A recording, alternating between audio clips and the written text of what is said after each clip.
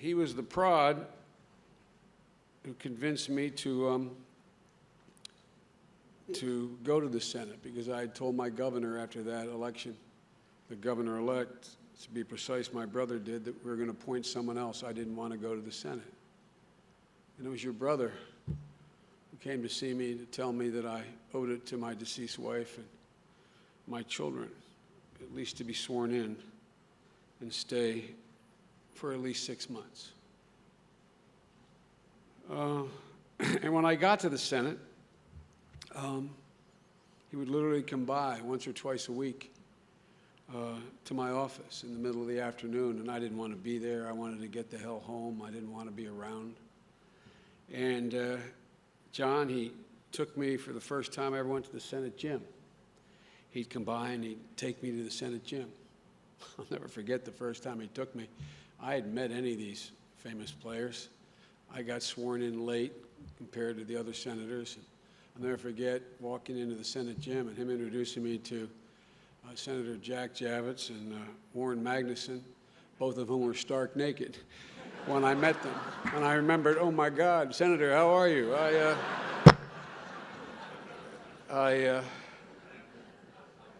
But he never, he sort of took on the role of being my older brother. He just was there all the time, and I never asked.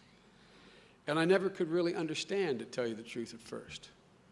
I didn't understand why he was going out of his way for me this way. He got me on the committees that I ended up chairing. He was sort of my tutor, sort of exposing this kid from Scranton to a world that I had never seen and didn't fully understand. I used to go home every night in the beginning. I went home every night for 36 years, but I went home every night as soon as Senate was out. And I never once accepted any invitation in Washington, not out of a desire not to be in Washington. I just wanted to get home.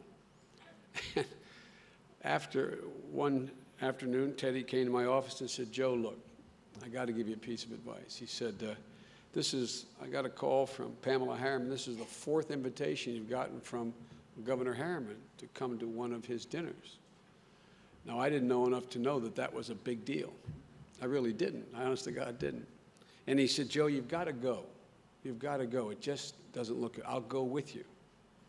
And I'll never forget going into Averell Harriman's home in Georgetown and sitting, he was sitting in a armchair, a wing chair. I was on the couch next to the chair nearest Averell Harriman. Teddy was next to me. Henry Kissinger was across from me, and Paul Warnke, both arms control experts. And I was this 30-year-old kid, and Averell Harriman had a way of sort of trying to include everybody in the conversation. They were talking about a complicated arms control agreement. It used to be the SALT agreement, and this discussion was going on. And all of a sudden, Averell Harriman looked at me. He said, well, Joe, what do the young people think about this? I didn't know what the hell to say, John. I was scared to death. I didn't want to make a fool of me. Here I was, a United States Senator. So I reached over and picked an object up off the coffee table. And I was nervous, and I was flipping it back and forth in my hands like this as I answered the question. And I noticed everyone stiffened up when I was talking. And the butler came in and said, time for dinner, and everybody immediately got up and bolted for the dinner table.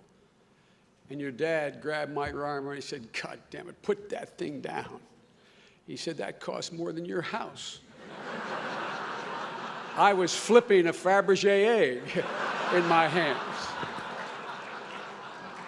So the sophisticated kid from Delaware, it seemed like every single thing I did, he was there. When my character was under attack, I sat with the committee and said, maybe I shouldn't chair this committee till this gets settled. And your father stood up and said, no, you stay right where you are. And I said, well, let me explain. And he said before 10 of my colleagues, he said, we know you. You don't have to explain a single thing. And walked out of the conference room. We walked back into the hearing. You have no idea what that meant to me at that moment. because my character had never, ever, ever been questioned.